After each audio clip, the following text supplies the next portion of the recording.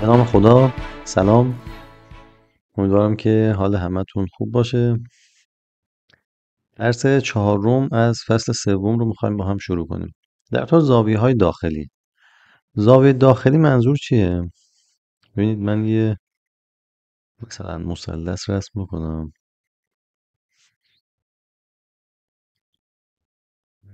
ببینید اگر نامگذاری کنم A B C. خب الان اینا میشن زاویه های داخلی. الان چند تا داره؟ یک، دو و سه. چند ضلعی؟ سه ضلعی. پس این که میگه هر n ضلعی، الان اینجا چند ضلعیه؟ سه ضلعی داره n زاویه داخلیه. یعنی چند تا؟ سه تا زاویه داخلی. اگر مثلا 8 ضلعی باشه 8 تا زاویه داخلی داره، مثل اینجا. خب مسئله بعدی راجع به، یعنی مسئله‌ای که اصلا اینجا به خاطر اون این درس رو میخونیم اینه که مجموع زوایای داخلی n ضلعی ها چقدره. اینو از مثلث شروع میکنیم، یعنی از سه ضلعی شروع میکنیم. ببینید میدونیم مجموع زوایای داخلی مثلث چقدره؟ 180 درجه. یعنی میگیم A به اضافه B به اضافه C میشه چقدر؟ 180 درجه. خب اینو از قبل میدونستیم. حالا اگر یه چهار ضلعی داشته باشیم چی؟ یه چهار ضلعی هر طوری، مثلا اینجوری. ببینید چهار ضلعی مجموع زوایای داخلی چقدر میشه؟ یعنی اگر بریم نامگذاری کنیم A B C D، میخوایم ببینیم اگر زاویه ها رو همه رو با هم جمع کنیم مجموعشون چقدر میشه. برای این کار یکی از روش ها اینه، شما بیا این چهار ضلعی رو به دو تا مثلث تقسیم کن. خب الان مجموع زوایای داخلی این مثلث بالایی چقدره؟ 180. مثلث پایینی چقدره؟ 180. پس میشه دو تا 180 تا. حالا همین کار رو برای یه 5 ضلعی انجام بده. یعنی اگر یه 5 ضلعی بکشم، دو، سه، چهار، پنج، مجموع زوایای داخلی این چقدره؟ میام ببینم به چند تا قسمت، به چند تا مثلث میتونم تقسیمش کنم. ببین یک، اینم دو و سه. خب میشه یک 180 تا، 180، 180. پس ببینید اینجا سه ضلعی چند تا بود؟ یه دونه 180 درجه بود. چهار ضلعی چند تا بود؟ دو تا 180 درجه. پنج ضلعی یک، دو، سه تا 180 درجه. و همینطوری ادامه بدیم. مثلا 6 ضلعی هم بکشم، یک، دو، سه، چهار، پنج و اینم 6. خب بیام تقسیم کنم. این یک، این دو، این سه. به چند تا مثلث تقسیم شد؟ 4 تا. پس میگیم یه 180، یه 180، 180 و 180. خب پس 6 ضلعی شد 4 تا 180 درجه.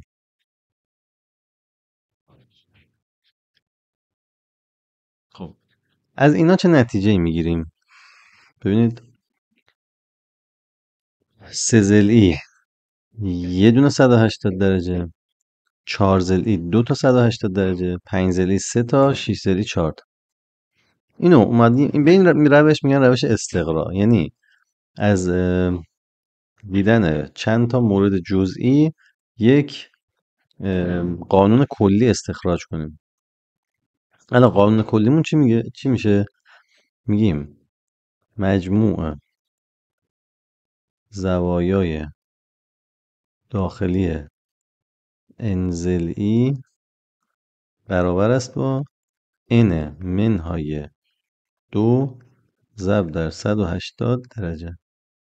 ببینید الان این رابطه کلی که نوشتیم آیا برای سه ضلعی جواب میده؟ ببین اگر سه ضلعی داشته باشیم به جای n میذاریم چی؟ 3. یعنی میشه 3 منهای 2 ضرب در 180. پس میشه 1 ضرب در 180 یا همون 180 درجه. برای 4 ضلعی میشه 4 منهای 2 ضرب در 180. پس یه 4 ضلعی 2 ضرب در 180 درجه یا همون 360 درجه مجموع زوایای داخلیشه. خب یه 5 ضلعی 5 منهای 2 ضرب در 180 میشه 3 ضرب در 180 درجه که میشه 540 درجه. و در نهایت 6 ضلعی 6 منهای 2 ضرب در 180 درجه که میشه 4 ضرب در 180 درجه که میشه 720 درجه. و همینطور هر چقدر ضلع ها بیشتر میشه ما دیگه میتونیم مجموع زوایای داخلی رو حساب کنیم. از چه رابطه؟ از این رابطه. اینو از کجا به دست آوردیم؟ از استقرا. یعنی شکل‌های مختلف رو کشیدیم دیدیم که بله این رابطه بین همشون برقراره. پس اینجا به عنوان این نکته نوشتم مجموع زوایای داخلی n ضلعی برابر چیه؟ n منهای 2 ضرب در 180. مثلا اگر از شما مجموع زوایای داخلی 9 ضلعی رو خواستن چجوری به دست میارید؟ میگید 9 منهای 2 ضرب در 180 درجه میشه 7 ضرب در 180 درجه. دیگه ضرب کنید به دست بیاد. خب اینم که توضیحشو دادم. خب میرسیم به اینجا. حالا در تو شکل‌های منتظم اینا رو پاک کنم.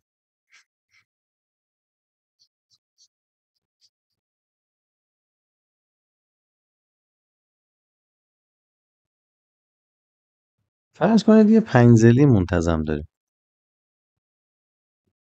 مثلا این فرض کنید این منتظم و نیست ولی فرض کنید. میخوایم ببینیم هر کدوم از این زاویه ها چند درجه است.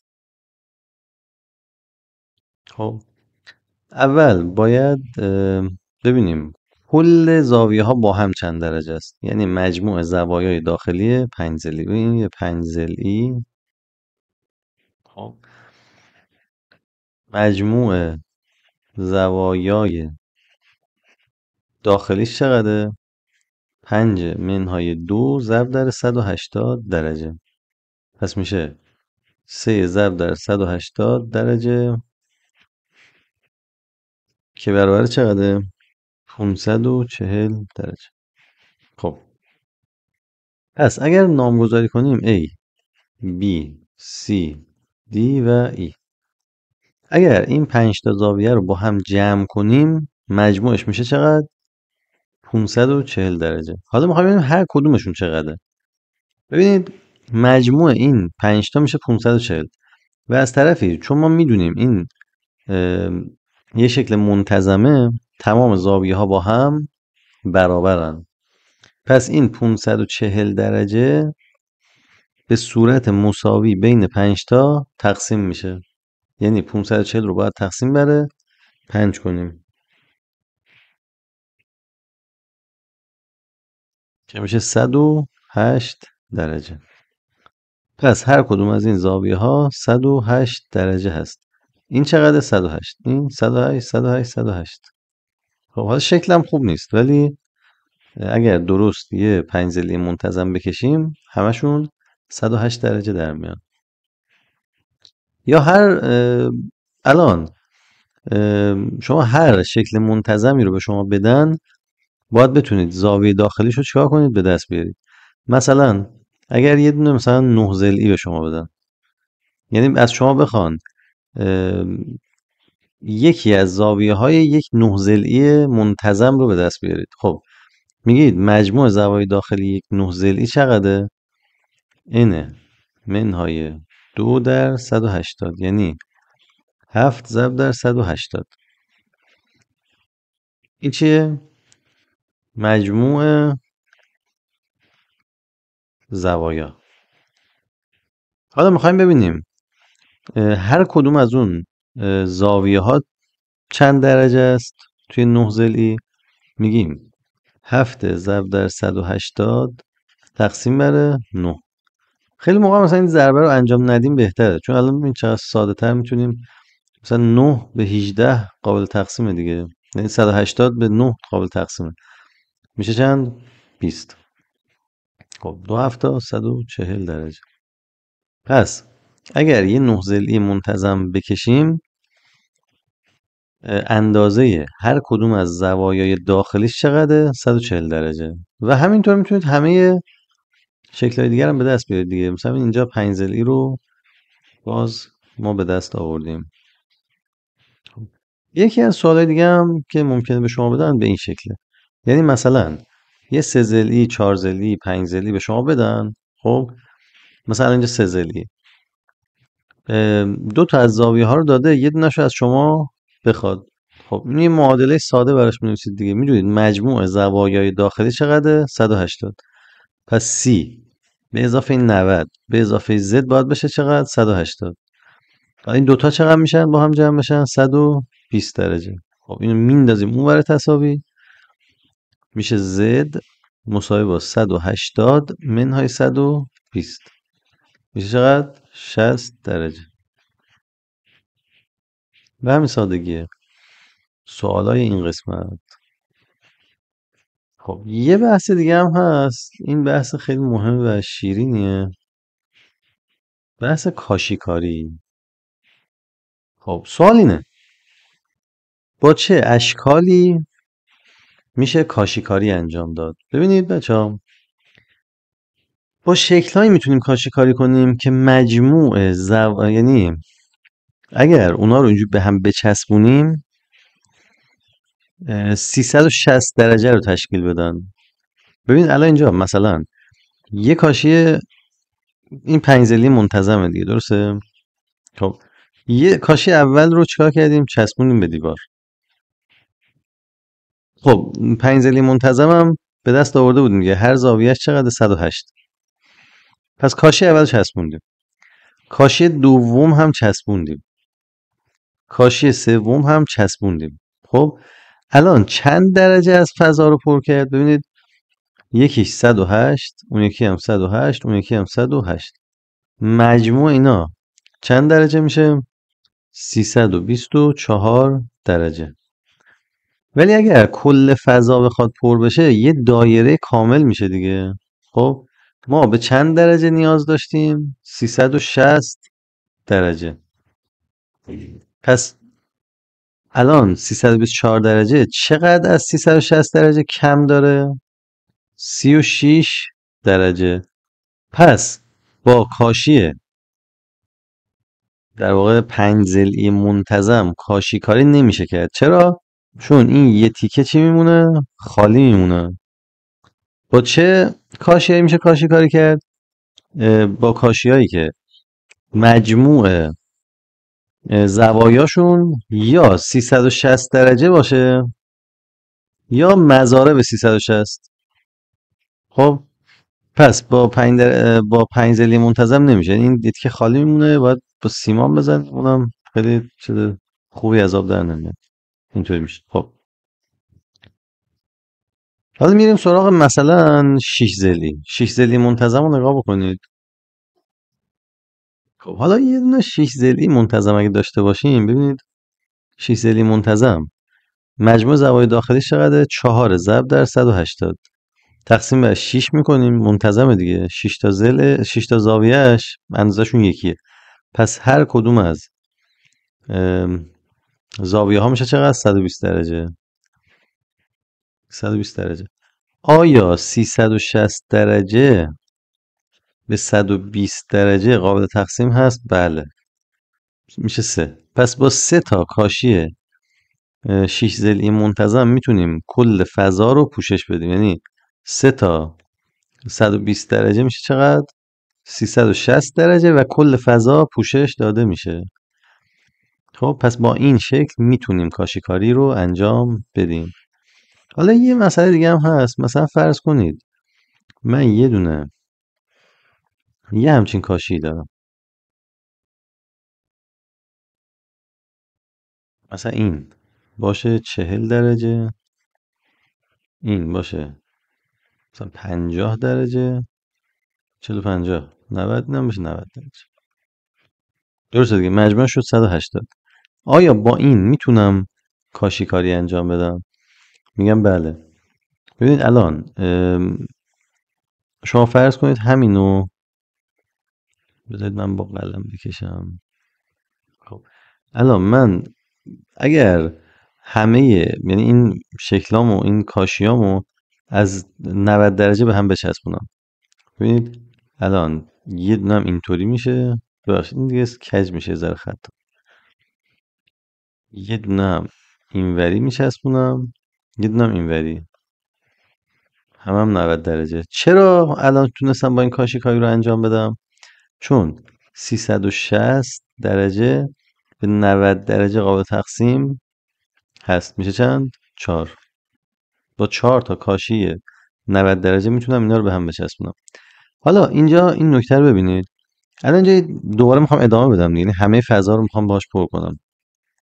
بذارید اینم پر.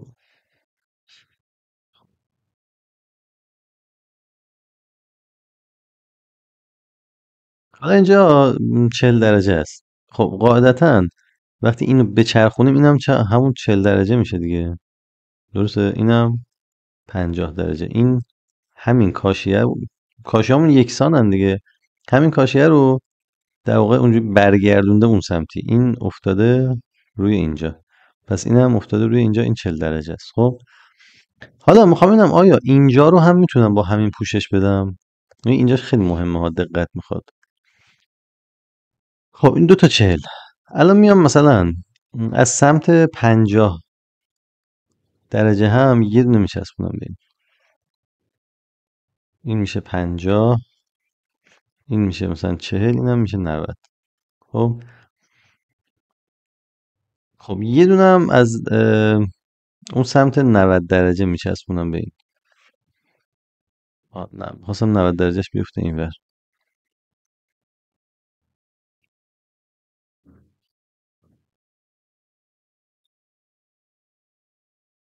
اینم میشه 90. خب الان چند درجه شد؟ ببین این دوتا میشه 90، اینم میشه 90. خب پس دوباره اگر همین الگو رو اونورم تکرار بکنم، در مجموع میشه چقدر؟ 360 درجه و کل فضا رو پوشش میده. حالا اینو میخواستم بگم که، ببین همه اینا رو گفتم که اینو بگم. شما با یه مثلث همیشه میتونید کاشیکایی رو انجام بدید. چرا؟ چون مجموع زوایاش میشه 180 درجه دیگه. خب یعنی شما هر جوری اینو بچسبونی، بالاخره مثلا یه بار از این زاویهش استفاده میکنی، یه بار از این، یه بار از این. خب بالاخره با مجموع این سه تا میتونی 180 رو بسازی. پس میتونی 360 رو هم بسازی. امیدوارم که متوجه شده باشید. ولی خب اگر یه چند تا تمرین ازش حل کنید، کاملا براتون جا میفته. خب اینجا میگه در کاشیکاری روبرو، 2 تا سوالم از کتاب آوردم که حالا هم یه ذره شاید سخت‌تر به نظر برسه و حالا مهم‌تر هم هست دیگه. در کاشیکاری روبرو تنها یک نوع کاشی به کار رفته. این کاشی چه نوع 4 ضلعی هست؟ ببینید اینو از هر طرفی چرخونده. ببینید یه بار اینوری گذاشته، یه بار چرخونده. مثلا این الان در یه جهته، بذارید مشکی بذارم، این الان در یه جهته، این یه جهت دیگه، این یه جهت دیگه، ولی در همه جهت ها ضلع هاشون با هم برابر. پس 4 تا ضلع با هم برابرن. خب با هم موازی هم هستن دیگه. پس احتمالاً شکلمون چیه؟ لوزیه. خب ببینید این الان این شکلمون خب متوازی الاضلاع دیگه. پس این دوتا ضلع های روبرو با هم برابرن، این دوتا هم با هم برابرن. خب اینا زاویه های تندن و اینها زاویه های بازن. یعنی هر جا زاویه تند دیدیم همشون با هم برابرن، زاویه باز هم با هم برابرن. الان اینجا رو نگاه کنید، اینجا مجموع همه این زاویه ها باید بشه چقدر؟ چون یه دایره کامل میشه 360 درجه. درسته؟ حالا آیا ببینید همشون از زاویه های تند اینجا استفاده شده، پس همه اینا با هم برابرن. حالا باید بشماریم چند تا. 1 2 3 4 5 6. یعنی با 6 تا زاویه 6 تا زاویه مشابه 360 درجه رو ساختیم. پس میگیم 360 تقسیم بر 60 میشه 60 درجه. پس زاویه های تندمون همشون چقدرن؟ 60 درجه. خب حالا از کجا بفهمیم زاویه های بازمون چند درجه است؟ ببینید ما الان یک 4 ضلعی داریم، این 60، اینم 60. این دوتا هم میدونیم با هم برابرن، اسم جفتشون رو میذاریم x. خب 4 ضلعی مجموع زوایای داخلیش چقدره؟ 2 تا 180 تا که میشه 360 درجه.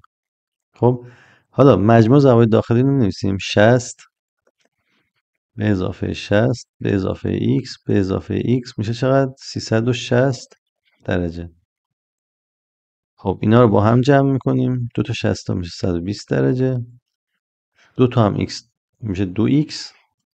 خب حالا به صورت معادله حل میکنیم، اینو میندازیمش اونور، میشه 2x مساوی با 360 منهای 120. ببینید اینا طولانیه ولی واقعا کار خاصی انجام نمیدم، فقط جابجایی و جمع و تفریق و ایناست. یعنی دارم طولانی میکنم، یه نفر که بلد باشه اینو توی یه خط مینویسه. 2x مساوی با 360 منهای 120 240 درجه. پس x مساوی با به اینجا که رسید بذار اینو بگم که شاید بعضیا ندونن. خب ما x رو میخوایم، پس 2 رو باید از بین ببریم. چجوری از بین میبریم؟ تقسیم بر 2 میکنیم. و چون معادله داریم این ور تقسیم بر 2 شد، این ورم باید تقسیم بر 2 بکنیم. خب پس میشه x مساوی با 120 درجه. پس زاویه تندمون شد 60، 120 درجه هم زاویه های بازمونه. پس این شکلی که داریم زاویه تندش 60، زاویه بازش هم 120 درجه است. این اینجوری به دست میاد. سوال بعدی میگه به کاشیکاری زیر توجه کنید. این کاشیکاری با 3 نوع کاشی مختلف انجام شده. شکل سمت راست قسمتی از این طرح رو پروگرامی اندازه زاویه مشابه. خب سمت راست مربع است و کاشی. خب چی خواسته؟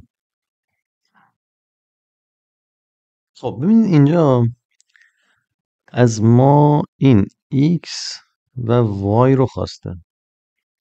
دو تا نکته خیلی مهمم اینجا گفته این شکل مربع و این مثلثه کاشی مثلثی هم متساوی و ساقین. حالا اینا چه کمکی به ما میکنن؟ ببینید توی یه مربع ما میدونیم که اگر خب این چند درجه است؟ 90 درجه، اینم 90. و طبق یکی از اون خاصیت ها میدونستیم که قطر نیمساز زاویه ها هم هست. الان این خط قطر مربع هست یا نه؟ بله، پس نیمسازه دیگه. پس این ور میشه نصف 90 درجه، این ور میشه نصف 90 درجه، میشه چقدر؟ 45 درجه. درسته؟ پس ایکسمون که به دست اومد میشه 45 درجه. حالا به این دقت کنید، اینم همینطوره، اینم باز قطر این وره. ببینید این دوتا خط، ببینید من ادامه بدم میاد از روی این رد میشه میاد به اینجا میرسه. پس اینم یه قطر اینوریه، باز قطر نیمسازه. پس این ببینید این زاویه داخلیه چقدره؟ 45 درجه. تا اینجا فقط از این خاصیت استفاده کردیم که این شکل چیه؟ مربعه. خب چون مربعه زاویه ها 90 درجه است و قطر نیمساز زاویه است، پس 90 رو به 2 قسمت مساوی که همون 45 درجه باشه تقسیم میکنه. از روی اون زاویه ایکس رو به دست آوردیم، این زاویه هرم به دست آوردیم.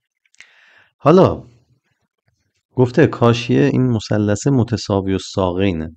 توی مثلث متساوی الساقین گفتیم که یک ویژگیش که اینه که این دوتا برابرن، این که هیچی. یه ویژگیش اینه که این دوتا زاویه هم با هم برابرن. پس وقتی این 45 این هم چیه 45 درجه است. خب الان یه مثلث داریم، دو تا زاویه هاشو میدونیم. زاویه سوم چجوری به دست میاریم؟ میگیم